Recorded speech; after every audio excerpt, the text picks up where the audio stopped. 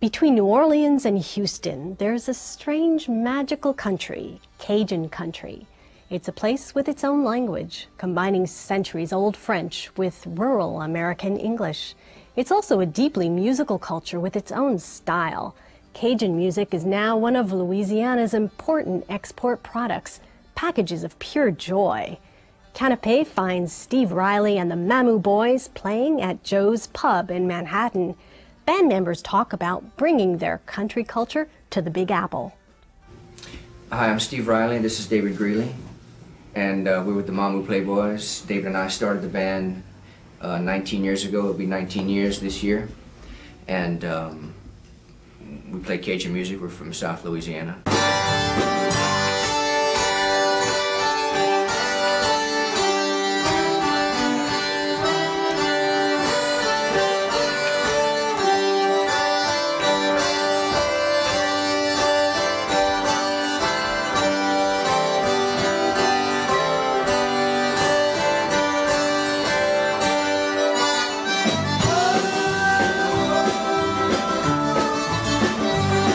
I play a 10-button diatonic accordion.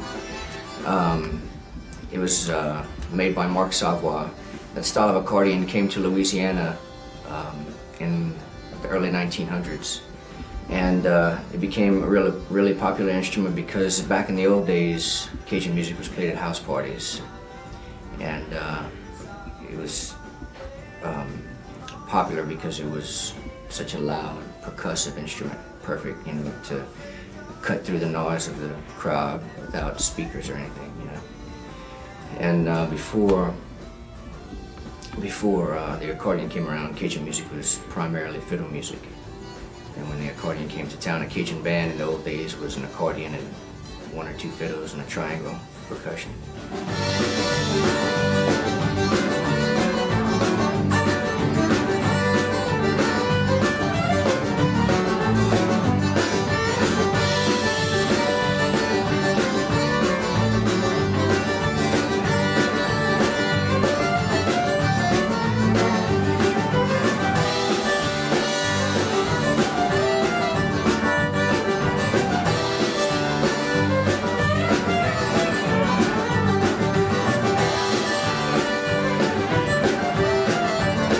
Until the beginning of the 20th century, there was nothing but Cajun French spoken between New Orleans and Texas.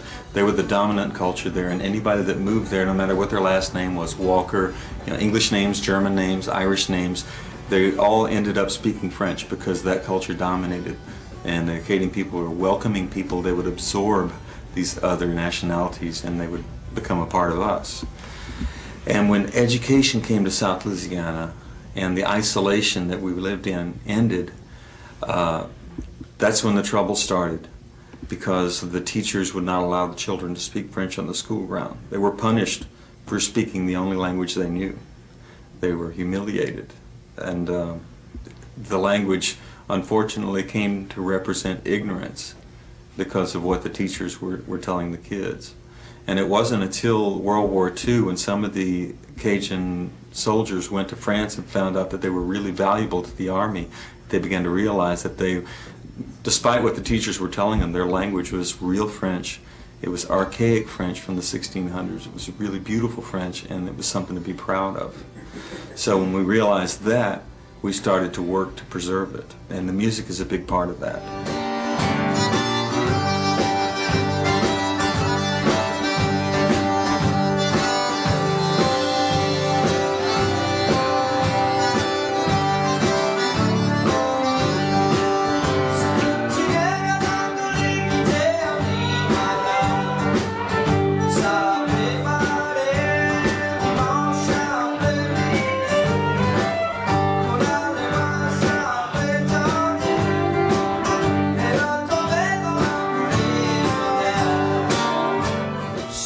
Uniqueness of it, and I think people are just intrigued by it, you know, because we're like another country within a country, South Louisiana.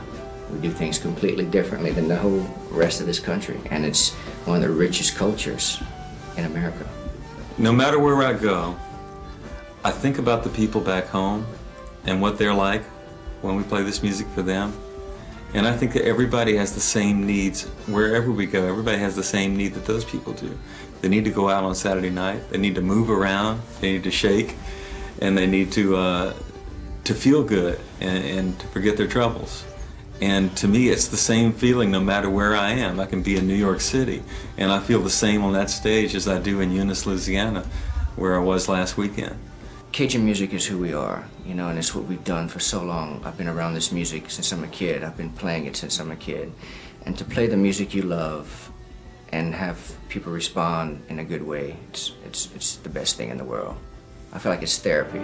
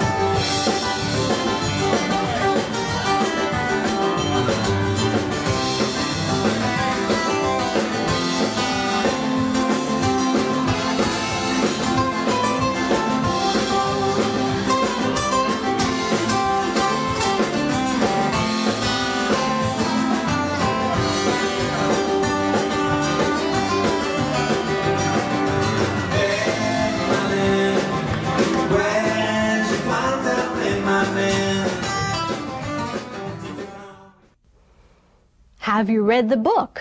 No, but I've seen the movie. The case of French New Wave master Jacques Rivette upturns the cliché. Have you seen the movies? No, but I've read about them. For many years, it's been difficult to judge the full measure of Rivette's artistic accomplishment because many of his films were unavailable in the USA.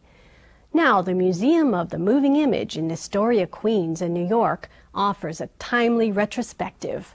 Curator David Schwartz talks to Canape about screening works whose brilliance and influence are legendary. The Museum of the Moving Image is presenting the first complete Jacques Rivette retrospective ever done in the United States. He's really one of the great French filmmakers, but his films, many of his films are not available in the United States, and a lot of them are very long, so they're not in distribution. So we were able to put together a showing of all 22 feature films that he made. Jacques Rivette is one of the great French filmmakers to emerge during the French New Wave. He started making films in the very early 1960s, along with people like Francois Truffaut and Jean-Luc Godard.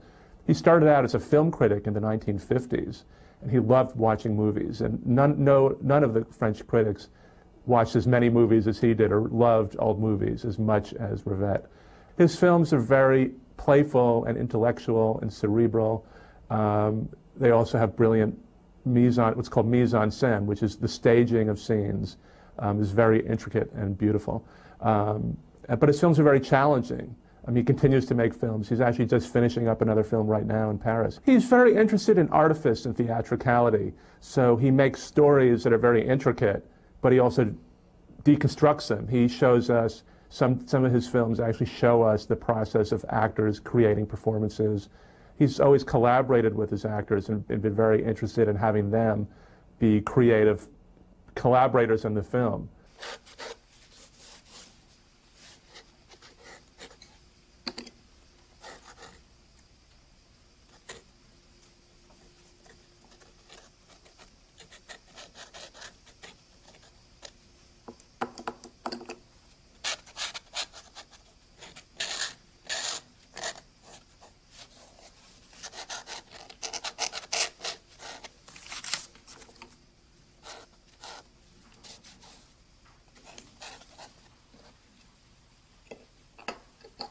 Le théâtre, c'est quelque chose qui est, pour moi, mais toujours intéressant à filmer parce que c'est... Et je suis... Mais là, c'est un lieu commun. Il y a énormément, dans l'histoire du cinéma, de films qui sont justement des histoires de metteurs en scène ou de comédiens et de comédiennes de théâtre et leur rapport entre eux, leur rapport avec ce qui se passe dans l'exercice d'un métier et aussi ce que ça implique, au contraire, dans la vie quotidienne. Il y a plein de films depuis Lou Beach, Hawks, Cloucor, et puis Renoir bien entendu, et aussi dans une civilisation populaire, dans une civilisation extrêmement différente. Énormément de films de Mizoguchi sont aussi sur les rapports entre les comédiens et des histoires de comédiens, sauf que c'est des acteurs de kabuki dans les films de Mizoguchi la plupart du temps. Soit anciens, soit modernes. Il a aussi bien fait des films sur des troupes de kabuki au XVIIIe ou au XIXe siècle à l'époque contemporaine. Donc je crois que pour moi, le théâtre est un meilleur sujet pour le cinéma que le cinéma. Même s'il y a de très bons films montrant justement des tournages autour de tournages de films. Ça me semble plus impur. Le théâtre est quelque chose c'est le père et le grand-père du cinéma, le théâtre. Et depuis 2500 ans, alors que le cinéma, lui, n'a juste que 100 ans. He actually has a number of films that he's made in different versions. He has his probably most legendary film that people have not seen in this country is called Out One. It's 12 and a half hours long. And it keeps moving back and forth between fictional scenes and long scenes of improvisation and in a theater, by a theater company. And he made another version of that film called Out One Spectre. That's a 4.5-hour version. He's worked with Jean-Pierre Léaud, and he's worked with all of the great French actors. He loves actresses. I mean, so many of the top French actresses have worked in his films. And I think what they love about him is that they really get to be playful and they get to create. Pourquoi vous avez abandonné? Abandonné quoi? Le tableau. L'autre fois avec Lise. Ça peut vous faire. Lise, c'est pas vous. Mais c'est bien lui. C'est bien ce tableau-là que vous voulez recommencer. On peut jamais recommencer. Vous foutez pas de moi. J'ai bien le droit de savoir ce que je fous là, à poil devant vous. Vous avez parlé de la peinture dans vos films, vous avez parlé du théâtre. Est-ce qu'il y a d'autres arts comme ça? Pendant très longtemps, je me suis dit qu'un jour ou l'autre, je ferais un film sur la danse. Mais je ne crois pas que je le ferai parce que c'est très difficile. Je connais trop mal. Enfin, je dis pas que je connais bien la peinture et le théâtre, mais la danse, c'est à la fois très séduisant parce que bon, c'est très plastique. Et en même temps, je crois que c'est très. Et bizarrement, je crois il y a moins de films. Il n'y a pas tellement de films sur la danse, alors que c'est pourtant... et aucun n'est un... Il n'y a aucun grand film, il n'y a pas l'équivalent du Carrosse d'Or, à ma connaissance, ou alors je l'oublie, ou je ne l'ai pas vu. Et non, mais ça, je crois que je ne le ferai jamais. C'est très... Mais j'en ai parlé à des...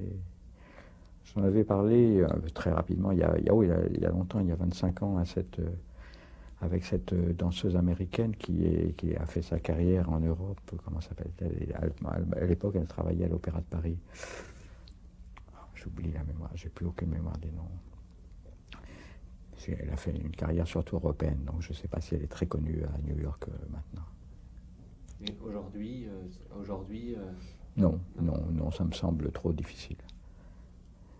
Il faudrait que je rencontre là, ça dépend évidemment de la personne. Puisque c'est pas moi qui ferait la chorégraphie, je suis totalement pur spectateur. Non, il y a une époque où j'ai été très fasciné comme spectateur, enfin, et j'ai fait partie des premiers spectateurs parisiens de la troupe de Merce Cunningham quand elle est venue en France dans les années 60, à une époque où il n'était pas encore du tout... et ça, j'ai été tout à fait sidéré par M. Merce Cunningham, et ça, je crois, influencé tout à fait indirectement par lui pour justement, quand j'ai fait des films comme L'amour fou, comme Out, donc avec beaucoup de... En dehors de tous les cadres, etc., bon, Merce Cunningham faisait partie des gens qui m'avaient influencé sans le savoir.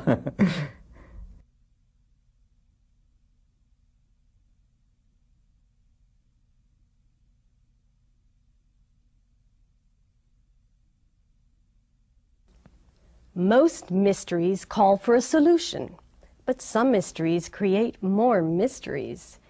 In Grégoire Bouillet's slim memoir, The Mystery Guest, a 10-year-old puzzle leads the author into an unexpected personal adventure. Why did a woman leave him 10 years ago? Why did she call and invite him to a party, never explaining her earlier abrupt departure? What kind of party is it? For this segment, Canape's guest is no mystery. He is author Grégoire Bouillet. Ce livre raconte une histoire vraie qui m'est arrivée il y a une quinzaine d'années maintenant, où j'avais eu une histoire d'amour très forte longtemps avant, et la femme que j'aimais à ce moment-là m'a quitté du jour au lendemain. Or, des années plus tard, en 1990, un dimanche, elle me téléphone pour m'inviter à une soirée anniversaire de l'artiste Sophie Calle, et où elle me demande d'être l'invité mystère, c'est-à-dire quelqu'un un des invités de la soirée doit amener un inconnu pour l'artiste Sophie Calle. Et pour le narrateur, pour moi, en tous les cas, c'est l'occasion de retrouver cette femme qui a disparu et d'essayer de comprendre pourquoi elle est partie et comment vont se jouer les retrouvailles lors de cette soirée. I knew it was her. I'd yearned for this moment. Finally, she'd come to ask for forgiveness. But she hadn't called to talk about the past. She'd called about a birthday party. She wanted to invite me as the mystery guest. Le personnage se noie dans les hypothèses. Est-ce qu'elle est là simplement pour lui montrer sa nouvelle vie? Est-ce qu'elle est là pour le narguer? Est-ce qu'elle est là pour simplement voir ce qu'il est devenu et puis c'est tout? Est-ce qu'elle est là pour lui expliquer les raisons de la fin de leur amour? C'est tout ça et pas tout ça en même temps, puisque ça va se révéler au moment où elle va dire une phrase. Peut-être est-ce son inconscient, mais en tous les cas on va comprendre que toute la stratégie amoureuse de cette femme tenait à sa lecture d'un livre de Virginia Woolf qui est Mrs. Dalloway. Je crois que certains livres ont cette qualité d'avoir des retombées dans notre existence, dans l'existence de chacun d'entre nous. Ça peut être n'importe quel livre, c'est pas forcément un grand livre, ça peut être Oui, oui et la voiture jaune, je sais pas, mais un jour, on découvre quelque chose dans un livre qui fait que notre manière d'être au monde n'est plus exactement la même. Et dans mon cas personnel, ça a été l'Odyssée d'Homère, a une importance très forte dans mon existence. Et dans le cas du personnage de cette femme, Mrs. Dalloway a manifestement eu une importance si forte dans son existence que ça a conditionné même le fait qu'elle ait pu quitter un homme qu'elle aimait et le rappeler des années plus tard. Et donc, c'est dire que certains livres ont cette faculté comme ça de nous féconder, littéralement, de nous donner une raison d'avancer dans une voie plutôt que dans une autre. Il a fallu que ce soit Sophie Calle qui fasse un acte artistique dans la vraie vie pour que moi aussi, de mon côté, je trouve le roman dans mon existence. Donc il y a une sorte comme les poupées russes, l'intervention de Sophie Calle est une intervention artistique dans la réalité qui a des retombées dans la vraie vie de quelqu'un qui lui-même va en faire un roman. Donc ça devient une sorte de jeu assez fascinant de miroir. Et dans ce sens-là, on s'amuse beaucoup tous les deux quand on y pense et quand on en parle. What was I doing here? Why wouldn't she talk to me? Who are these people? Celebrities. They don't look like celebrities. They look like little bits of bread sinking in a bowl of milk. Il y a une phrase de Virginia Woolf que je trouve magnifique et qu'on retrouve dans mon livre, et qui est « se saisir de son expérience et la retourner lentement vers la lumière ». Et je pense que moi j'essaye de faire ça, de me saisir de mon expérience, de ce que j'ai vécu, des amours que j'ai eus, de mon histoire familiale, de ma situation sociale, en tant qu'expérience, en tant que chose vécue et éprouvée, et j'essaye de la retourner lentement ou pas, mais de la retourner vers la lumière. Et je pense que si j'ai quelque chose à dire, c'est que je crois que tout le monde peut essayer de faire ça. Tout le monde peut regarder son existence, se l'approprier, en avoir usage, et pas simplement la vivre comme si tout ça ne lui appartenait pas vraiment et qu'il était pris sur le chemin de l'existence depuis sa naissance jusqu'à sa mort et que tout lui échapperait. Et je pense que des gens comme Virginia Woolf, comme Michel Léris aussi, montrent qu'il est possible de se saisir de son expérience pardon, et de la retourner vers la lumière. Et ce retournement vers la lumière me semble être... enfin, moi, c'est ce qui m'émeut en tous les cas, à chaque fois.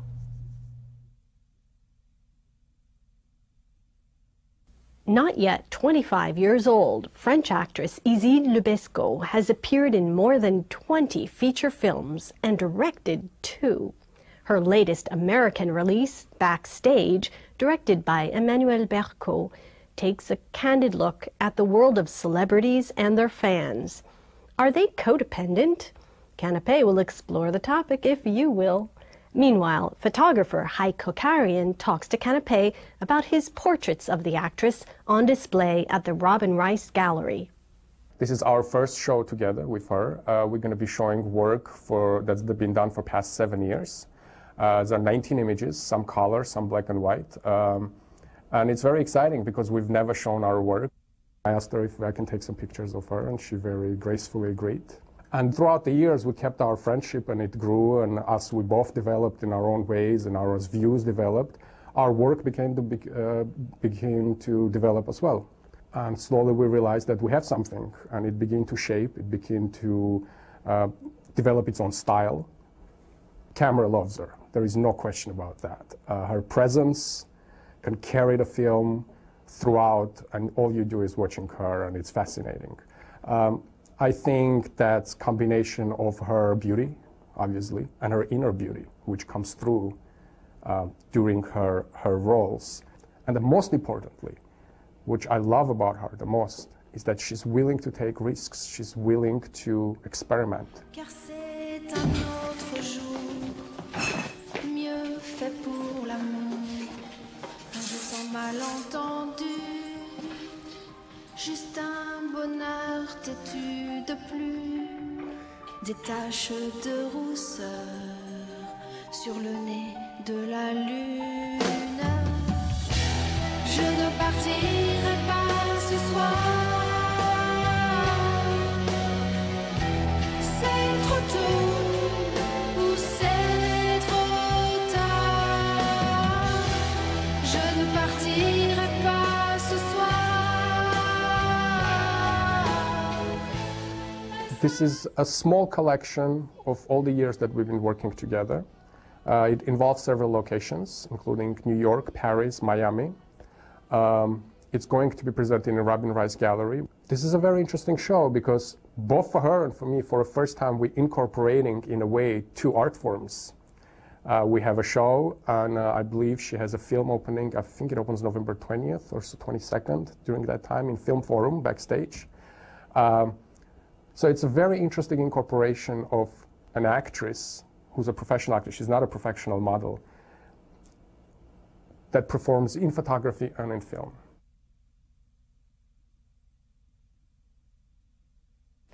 An evil plot to control the world, martinis shaken, not stirred, and chases with enough explosions to wake the dead.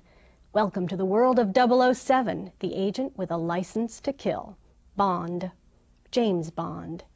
And where there is a Bond, there are Bond girls. It's a rule of the 007 universe. The latest is French actress Eva Green, whose breakthrough role was in Bernardo Bertolucci's The Dreamers.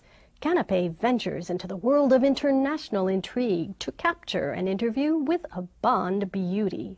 It is very flattering and thrilling to be part of this adventure, and playing a character like her is a gift for an actor because you can show many colors, and it's a very moving role.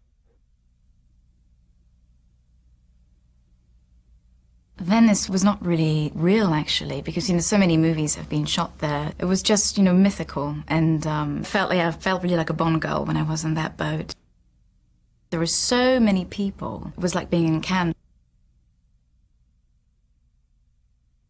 Bond has been perceived as, you know, always in the same way, you know, these last years, and I think he reinvents Bond, and he's more like an anti-hero, I would say, rather than, you know, the typical, you know, beautiful Bond. You know, there's something boiling underneath, and it's quite sexy. Your file shows no kills. But to become a 00, it takes 2. How did you die? Your contact? Not well. You needn't worry. The second is... yes. Considerably. When I did this movie, I didn't see it as like a Bond movie. I saw it like as Casino Royale, and that's it. So Bond, okay, but this is James. He's a character, and you know, he's not a cliche, and she's not a cliche. It's just, you know, a thriller with a lot of twists and turns, and that's it. The Treasury has agreed to stake you in the game. But if you lose, our government will have directly financed terrorism. I will be keeping my eye on our government's money and off your perfectly formed house. You noticed. Whatever is left of me.